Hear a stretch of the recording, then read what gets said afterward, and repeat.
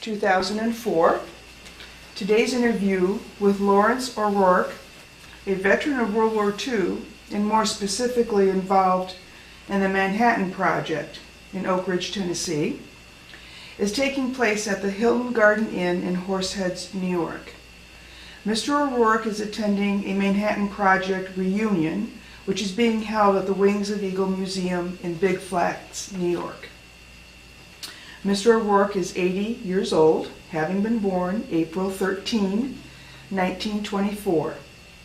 He served in the U.S. Army Corps of Engineers from June 1943 through April 1946. He currently resides at 207 Sanibel Lane, Wyomissing, Pennsylvania. My name is Marlene Zecca, and I volunteered to interview Mr. O'Rourke as part of the Veterans History Project. I'm also serving as a camera operator today. Okay, that's the formality, so hopefully we can relax a little bit.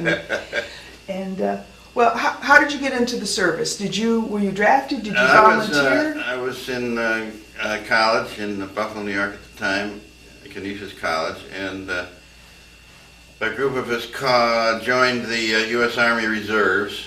Of course, the war was well underway, and it seems it must have been about 12 months later the reserves were called out. And I was of age 18 and passed all the Army physicals, and so I was therefore in the Army. Mm-hmm. And your boot camp? Did you have a boot camp to go to? Yes. I was fortunate in a lot of ways. The entire group of us, which are about 25 from school, all went together to Camp Roberts, California, and we took a regular 13-week U.S. Army infantry basic training together in Camp Roberts, California. Now let me just backtrack a minute. Were you drafted then, or did you volunteer? Well, we had volunteered to join the reserves the year before, and the reserves were called up, and therefore, you could say when you call up the reserves, you're not drafted because you already volunteered. Okay, very good. And then where did boot camp lead you to after that? Where did you end up? About 7 or 8 of us, for some reason, when we were graduated from boot camp, were sent to Ohio State University in what was called the Army Specialized Training Program, ASTP. Mm-hmm. And there we were to expand some form of our education, but we didn't know at the time what that might be. Okay. You don't know why you were selected to go to the university? No, I don't. I've often wondered why that small number of us compared with the tens of thousands that were at Camp Roberts, California. I have no idea. Some slip of paper fell out of the rack and somebody picked it up and said, let's send him to Ohio State. Okay. So where did you go from there then? Well, what kind of training did you receive at Well, Ohio it was very, very interesting, the kind of training. We were put into term 9A of mechanical engineering. And I recall reporting to a Captain Groach in there. And when he gave me commission to speak, I said, well, sir, term 9A is a graduate course in mechanical engineering, and I'm not a mechanical engineer. And I recall his words very clearly. He said, O'Rourke, do you want to go back to Camp Roberts? And I said, no, sir. And he said, well, then you're in graduate mechanical engineering. Wow. And I found that there were quite a few others in that mechanical engineering grad course that didn't know anything about stress or strain. And but it became apparent later as one day we were interviewed by a colonel in the Army for an unknown reason. And shortly after that, a number of us, about 15, received orders to report to Columbia University to a certain officer at a certain address. I still have those orders in my files. This is in New York City, is that correct? In New York City. Okay. Yes, thank you. That's right. And so I reported to Columbia University and was told that I was going to use my time in the Columbia University Division of War Research, and I still have my pass for that. Ultimately called SED, or called SAM Labs, and the group in which I found myself now was the Corps of Engineers, Special Engineers Detachment, known as the SED. The term Manhattan Project, when did that ever come up, if ever, during your Manhattan enlistment? Project didn't come to light in my vocabulary until about a year and a half later, when I was transferred to Oak Ridge, Tennessee, and to the base there, to the plants there, and now it had a name attached that you could say what you were doing. You were with a Manhattan Project, but you couldn't say what it was. Did you know what it was? Not until I had been to Columbia for about a year. Mm-hmm. And no, the evolution of the work I was doing, if you had some training in chemistry and physics, became, well, there's only one thing we're trying to do here. Right. Because what else could you do with it? Right. But we never spoke about it. Oh, good heavens, no. You never even, in your mind, you figured out, oh, this must be what we're doing, and then you shut the door completely, and that was it. I see. So, excuse me, I just want to see if someone's coming. I'm going to pause this for just a minute here. So by this time, then, you knew that you were working with atomic energy, or a bomb, or? I knew we were attempting to separate isotopes of uranium. Purpose I didn't concern myself with it. Right. Okay. I could assume it had something to do with weapons or some unknown purpose, but that was it. Right. So you must have been under a lot of security at the time then. Oh yes, indeed. Oh yes. What was that like? What was the atmosphere like? What were the restrictions? The restrictions were, don't talk about it. Never tell anybody what you're doing. And none of us, to my experience and the thousands of fellows and girls that were involved, I never heard anybody mention, even if you knew where they worked, they wouldn't say where they worked, and certainly not what they were doing. Mm-hmm. And it was just like night and day. If you walked into your laboratory, you were on full alert for what you were doing, and as soon as you shut that door and got out, you were a different person in a different world, and no interest whatsoever in your roommate or what it was doing. Oh, so even amongst yourselves? Oh my goodness, yes. Oh, yes. Even though you were working at the same facility? Oh, yes. Oh, yeah.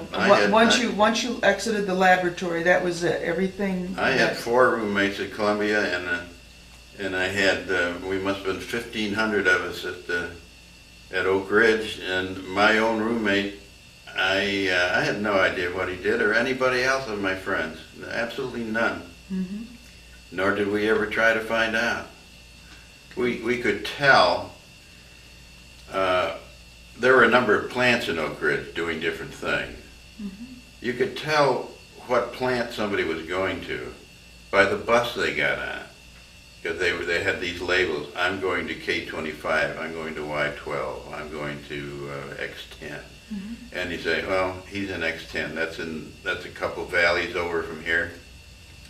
And that's someplace I'll never see, but I don't care what he does. Mm-hmm. You're just too disciplined in your mind. Right.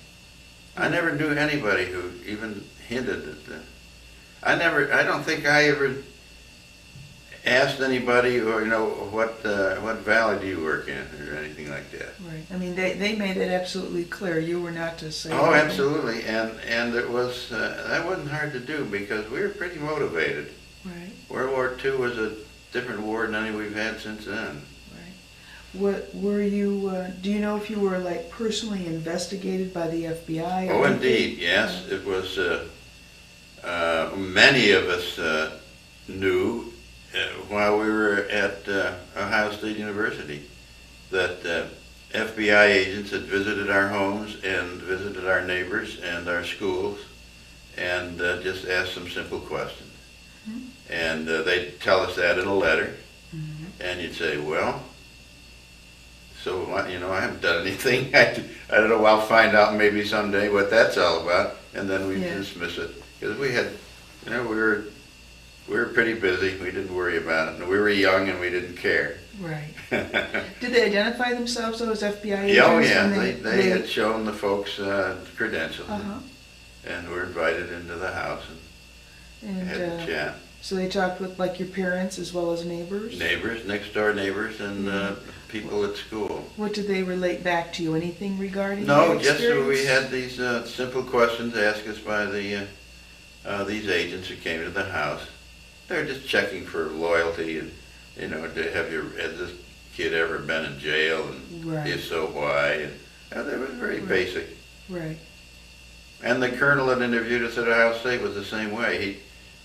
He didn't ask us that kind of questions. He just asked us things like, what are your hobbies? And, sure. and what do you think about the Yankees?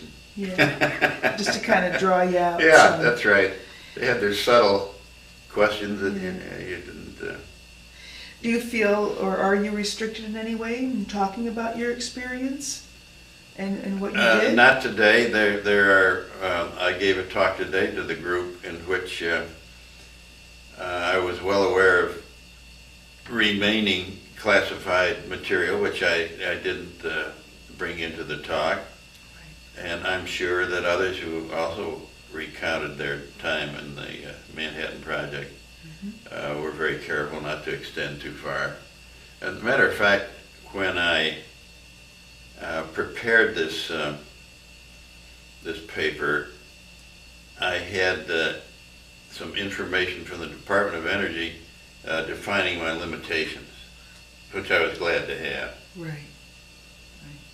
So what did you work on, from what you can say? Well, I worked in a highly specialized area, as most people did, in the development of a porous or permeable barrier through which isotopes of uranium in a particular form were passed, and in the process in a number of progressive stages, the fissionable isotope uranium-235 was separated from the other mass of uranium and ultimately withdrawn in an enriched form to provide a fissionable material.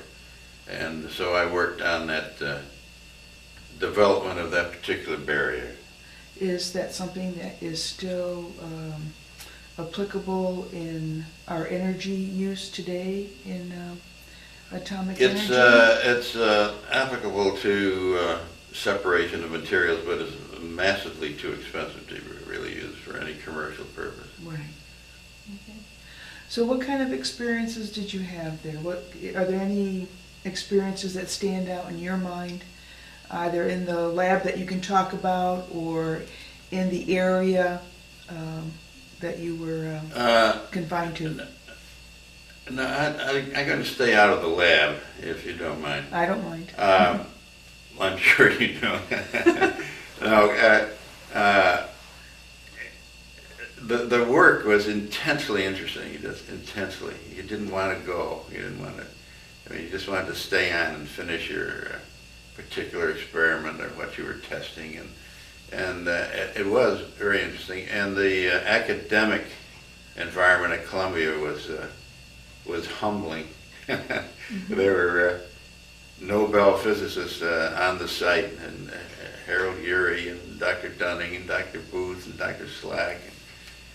Dr. Beck, not all Nobelists, but just so bright, and was suddenly immersed in this atmosphere was invigorating, kind of exciting. And then at Oak Ridge, things were entirely different. There wasn't a laboratory there. It was this massive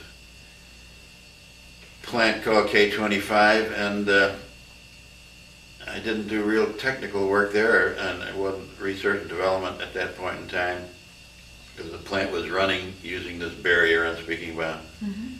And thousands of people rushing around this plant, all doing their own thing, whatever it might have been, you didn't ask. Right. Right. And my assignment at the time chiefly was to collect data which are taken by operators throughout the plant. There are 400 or 500 operators who kept writing down data. And I had a certain section to cover and collect these data, and I'd bring them back to a little desk out on the floor and go through them, pour through them, look for anomalies in pressure or temperature, Mm-hmm. See if I could detect any trend that was injurious, Mm-hmm. to anticipate something before it might go wrong. And it may sound monotonous, but it really wasn't. You just were hoping you could see something, and a little detective work. Right. Yeah. Right. I guess, unfortunately, I never detected anything. Unfortunately, I hope there was nothing wrong. Certainly. Did you feel that you were in any, that your personal safety was jeopardized in any time. way? No, There was not at never any a time. concern of that nature. No. That's good. Now, was Oak Ridge set up as sort of a restricted area?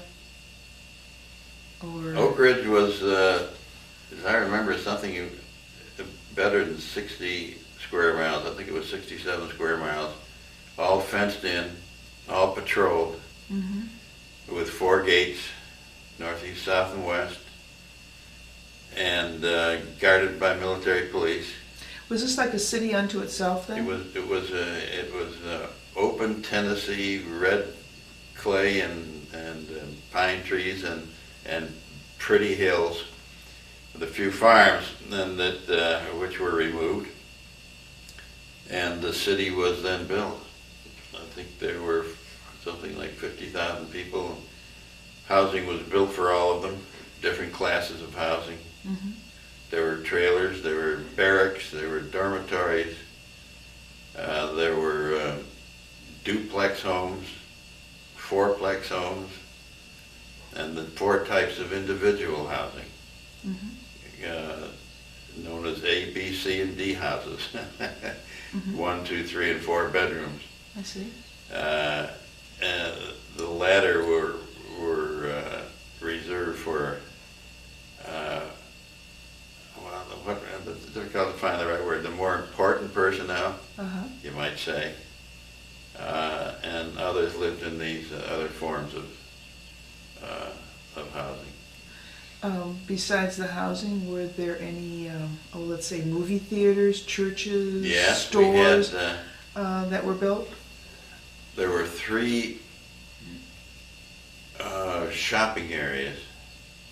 The main one was called Town Site, right in the middle of town. Each had a movie theater. There were chapels, 4 or 5 of them. The one everybody wanted to get married in was called the Chapel on the Hill. It was pretty, because I recall now that when I say there were theaters and movies in each site, they're actually the same place. You go to a movie one night and the next day you go to church there. Oh, okay. That's right. The churches other than Chapel on the Hill just came along later. Okay.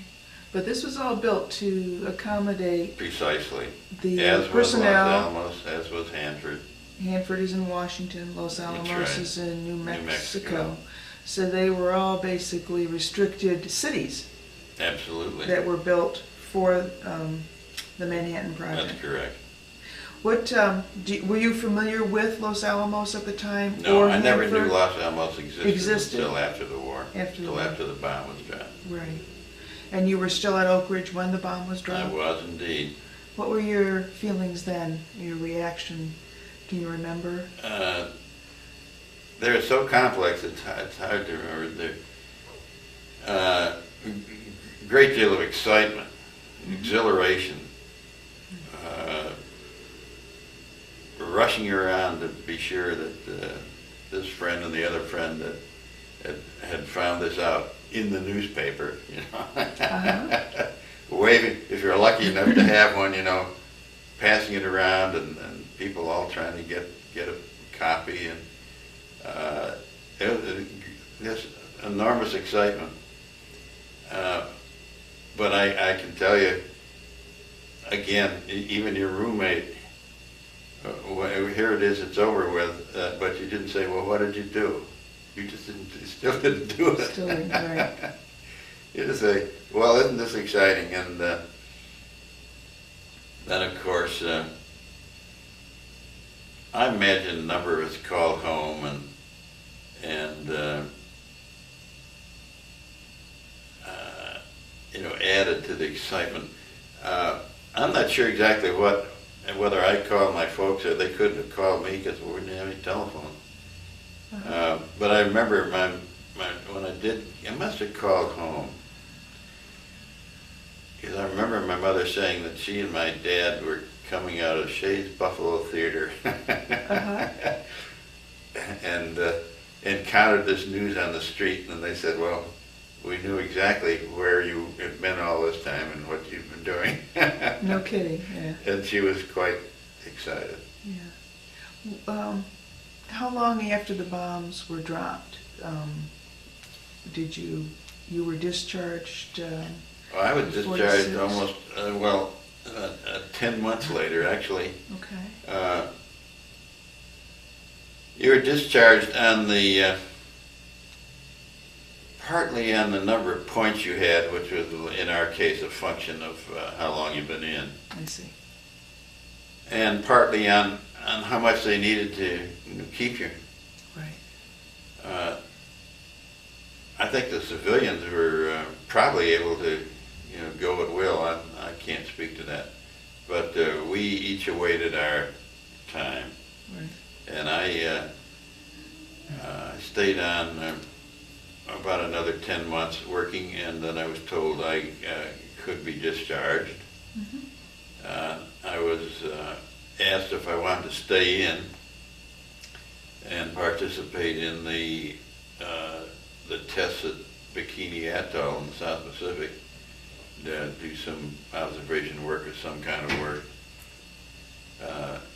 I wasn't particularly qualified. I didn't feel to do that. I'd be reading some instruments or something, and I wanted to go home anyway. Right. So I eschewed that opportunity. And had you taken that opportunity, would you have been exposed to radiation? well,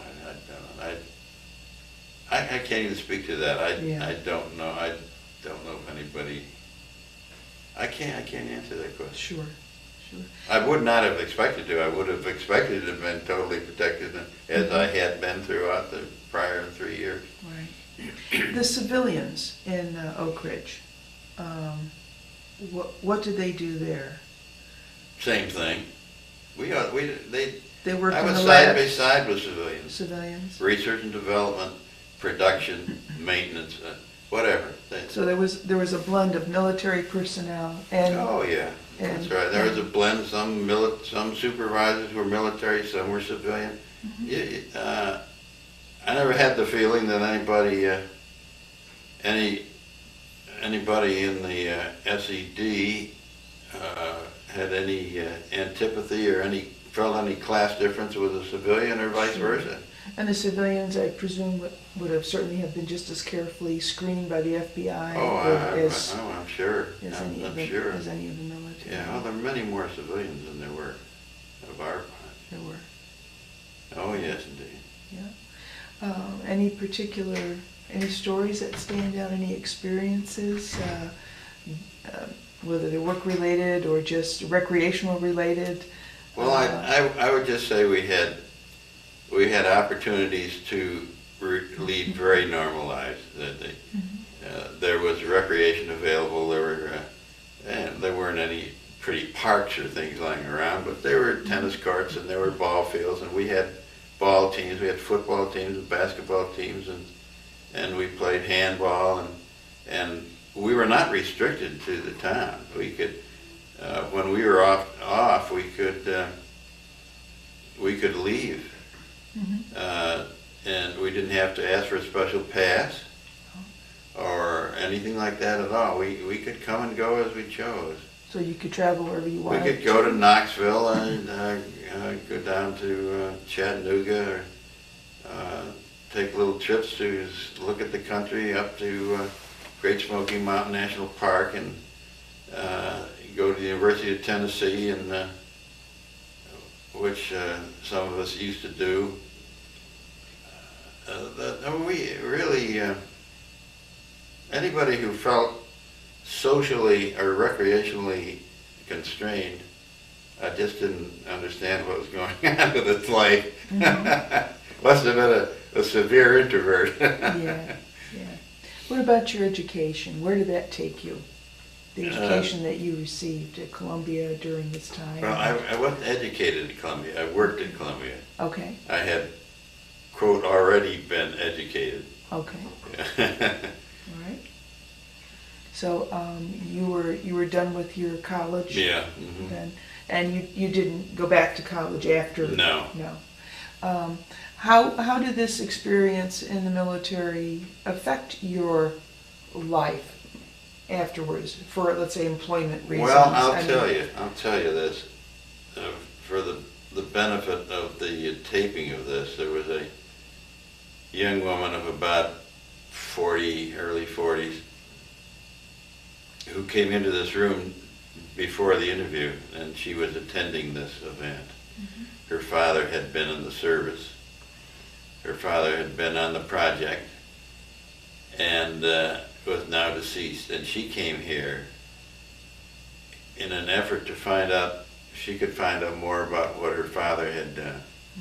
Because like, I suppose, certainly many, if not most of us, had never talked, even to our families afterwards, other than we were on the project, and you might say I was a physicist or I was a mechanical engineer or something, and I really avoided any kind of detail at all. I used to tell my kids later on, and I have 6 children, as they were growing up, they'd say, well, what did you do? And I'd say, well, I worked on the pipes. And it's become a family expression. Well, at any rate, this young woman and her daughter and husband were here. And I was able to tell, and she knew a little bit about his work, and I was able to expand not on his work, but what it was about and why he was doing it. Unclassified things. She was just thrilled. And she said, the reason I bring her up is because she gave a talk, a very touching one. I read some of her father's letters. And she said, had inserted a clause, a phrase that she had, and she spoke the phrase, and she said that this project forever touched the lives of the participants and that of their families. And I think that was wonderful. I thought it was poetic. Sure. And so I uttered it back again in my own speaking and said how much I thought that was summed up the whole thing. There can hardly be any of us who either didn't continue in the same vein, or if we didn't have a vein that we decided to make a career in, was certainly influenced by what we had, after all, spent 3 years of our lives in. Right. And some interpolation or extrapolation of that experience surely must have influenced a lot of us. There was one fellow here who built a big business on his own, based on what he was doing on the project, just a simple little thing that wasn't classified or anything else. He just learned enough and sharpened his abilities in that area so much that he founded a business on it. And that wasn't my case, because when I was discharged, I very happily married and returned to Oak Ridge as a civilian.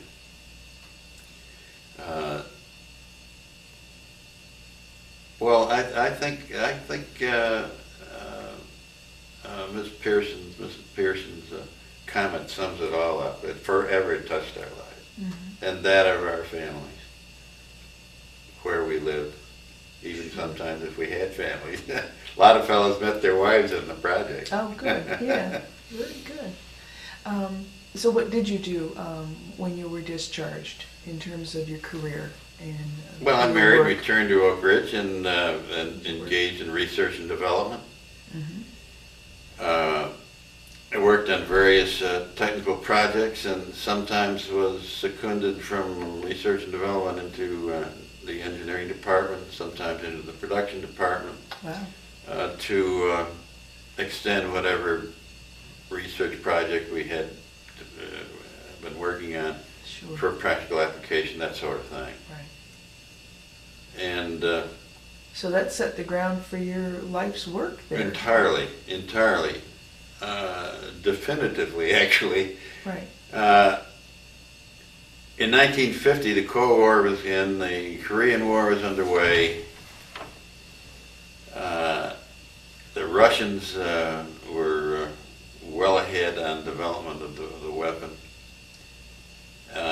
And there was a sense of urgency to expand this process on a crash basis, and so they decided to build it's not a mirror image, but an analog of Oak Ridge gaseous diffusion in Paducah, Kentucky, and they built this massive plant, even larger than the Oak Ridge diffusion plant in K-25, and I was invited to go to Paducah and become superintendent of the gaseous diffusion operations there. So that was a real impact on my career. And I was only 27 years old, and it astounded me. Wow. But it was a function, I'm sure, of the type of experience I just said. It was an R&D, but knew a lot of production people. I knew a lot of engineering people. Was known by the site superintendent, at least by name. And somehow or other, when they were trying to select people, everybody seemed to know my name and said, "Oh yeah, he's a good kid." Well, isn't he awfully young? Well, I think he can do the job. They told me this later. And so they reached down, and no one was more surprised than I, because it reached down several layers and pulled me up and put me in this job. So I was there at Paducah for 14 years, and I kept moving up. And that gave me a curriculum vitae that was pretty strong. Yes. And ultimately, you see, Oak Ridge had been operated by the Union Carbide Corporation under contract with the government, and so was Paducah. Things settled down, and in the 60s, we were turning out an awful lot of material, and things weren't. There wasn't any war going on, not a lot of crisis going on. So Union Carbide was allowed to reach into the project if they wanted to bring somebody into commercial applications or commercial work, do so. Well, ultimately, some of my supervisors back in Oak Ridge had been promoted up. One was an executive vice president of Union Carbide, another was vice president of engineering. And they reached out for me and invited me to come to New York City, which I did. And I joined commercial operations in 270 Park Avenue in New York City in what was called the Metals Division. No more nuclear work from then on. And what did the Metals Division Oh, the Metals produce? Division produced a number of, chromium, nickel, molybdenum. It was a huge operation. They had their own ore boats all around the world. And they bring in the United States and they refine them in North Tonawanda and the Kanawha Valley in West Virginia and other places. And then they would be turned into metals, which then would For- be vended to aircraft makers or steel I see. plants or whatever. Right. Yeah, because you have a variety of alloys or blends of metals that Oh, are a used. massive variety, Yeah, used under in Right, different vanadium conditions. was another important one. I think if you wanted to pick a discipline that dominated was probably the steel industry, where vanadium and moly and that sort of thing, additives to form the thousands of different steel alloys that were produced. But we'd sell these to U.S. Steel and Republic Steel and that sort of thing. Right. And Union Carbide at that time was no small potatoes. Oh yeah, it was interesting. Got to meet a lot of people in the steel industry and other industries too. Sure. So did you you work for Union Carbide until you retired? I Or? worked for Union Carbide, not counting Oak Ridge, 28 years. Very good. Wasn't allowed to count. They never gave us credit for our work, and the civilians at Oak Ridge got seniority time with Union Carbide. The GIs didn't. I never did like that. Oh, okay. But it didn't matter in the end because I left Union Carbide anyway. Anyway. Very good.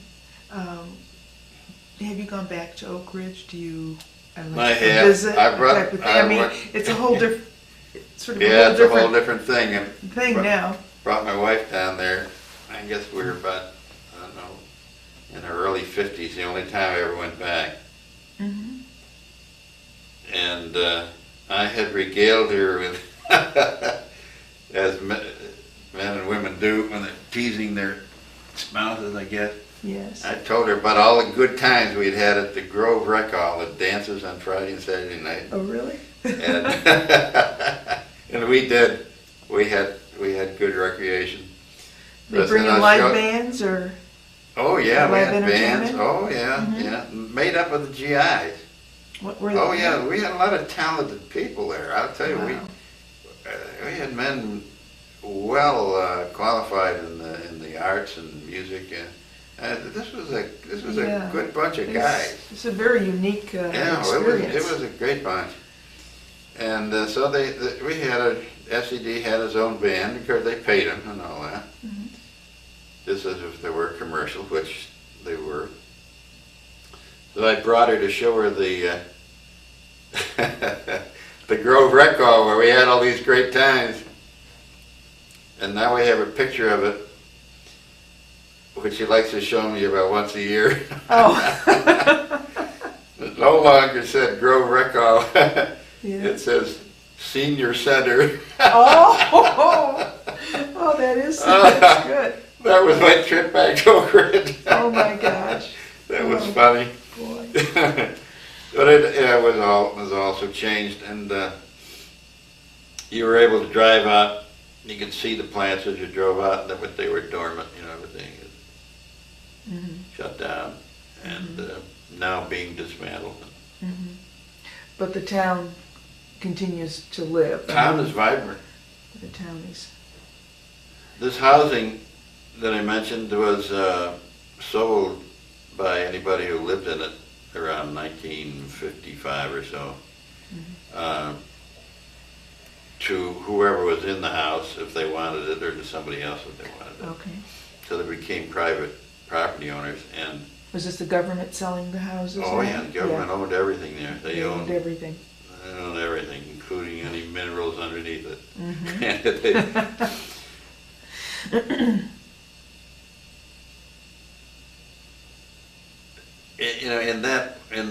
With that, and by the way, they sold them for a pittance. I mean, how could you? They couldn't hardly refuse. And boy, I'll buy this thing. What the heck? Mm-hmm. and people had then, tended to the property. The government used to do that. But now they started to, grass and flowers and planting little trees, and some of them put a brick veneer in the front or a stone, or some of them added a wing, and the atmosphere was entirely different. And it's still a pretty vibrant city. It's probably 1/10 of the population as it used to be, but it's on the other hand, it may be even more intensely technical than before, because it doesn't have all these laborers and mechanics and other tens of thousands of people that were needed to run the plants. They're working in these rehabilitated and reconstituted sites on entirely different technical level. problems. Have you ever, Non-government. Oh, well, there is some government work. Yeah, I have to be careful about that. and have you ever visited Los Alamos, or is it I've never been to Los Alamos. I've been to Hanford, Washington. Hanford, Washington was the third site. Now, these That's were right. all set up by the government for the Entirely. Manhattan Project, and they That's still right. all exist now as cities in their own. That's right. Right. Hanford was built to produce plutonium, which is an artificial element made by the bombardment of uranium-238 by neutrons in a pile, and producing an unstable element, plutonium-239. And Oak Ridge was built to produce the uranium-235 isotope that I mentioned before. So they produced different products from the same basic element, uranium. And they were fissionable in entirely different ways. And the uranium product was used at Hiroshima, and the plutonium was used at Nagasaki. I see. And what was the role of Los Alamos? Do you know what they were doing? Los Alamos there? was the site. Testing site, or No. Los Alamos was the center of the technical brilliance. That's where the Oppenheimers and the Robbies, okay. did their theoretical work and on how to design the weapon. And it was the brain center. Also was the recipient of the product of Oak Ridge and Hanford. And where the parts were designed and tooled, and theoretical studies on how to use it were advanced to practical applications in their laboratories. Pretty. The test site was 70, 100 miles south of there, at a site that the government bought and called Trinity, and that was where the test was set off of the plutonium bomb. The uranium bomb was never tested. It was dropped on Hiroshima without having been tested. They had enough experience with was it the plutonium you said that was tested? But that bomb had been tested Well, in they Trinity. have to have two of those and only one uranium. I see. Oh, okay. See, there was an awful hurry to do this. I mean, there was never, if there was anything that dominated as much as secrecy, was urgency, and the urgency might have been, was certainly mentioned a lot more than secrecy. Secrecy was taken for granted. Urgency, I said we had plenty of time for recreation, but I'll tell you, we worked our tails off. And with a great sense of urgency, and every day, there was a sign in Oak Ridge that said, "Whose son will die the day before the war ends?" And then underneath it, it urges you, do what you can do to save one day. And that was, we passed that every day. But we felt that way. We had brothers and cousins and aunts and uncles and some of the, we cared. We had a lot of friends that were less fortunate than we. We read about them every day. Going into Guadalcanal and Normandy, and we knew guys who were there because we had trained with them, or we had gone to school with them, and we would hear from them. We'd have letters. We want to get this darn thing done, and the Russians were also coming down through Kamchatka. They had their eye on invading Japan. But for a sure thing, Roosevelt didn't want that to happen. Yeah. Every day counted, both politically and strategically in terms of what was considered saving. Now, at the time, Russia was considered an ally, were they not? Oh yeah, they were. Therefore, they were fighting Japan. I mean, by definition. Yeah. Sure, they were our ally, but I think they had different considerations in mind than the United States did by getting Japan out of the war. So that was life. Well, that's great. I mean, it's just amazing. Living in that community, like you say, it was so stimulating intellectually. Oh yeah. That was part of, that you had that experience so early in your life. It was also humbling, Yes. It taught me that if I went ahead and got a PhD in physics, I still couldn't carry the water for these guys. Yeah. I didn't have the brilliance. No, it taught us. It was exhilarating. It was humbling. It was exciting. It was all the young ladies around. It was even romantic. Well, good. Very good. Do you have anything else that you'd like to No, add to your... I'll tell you.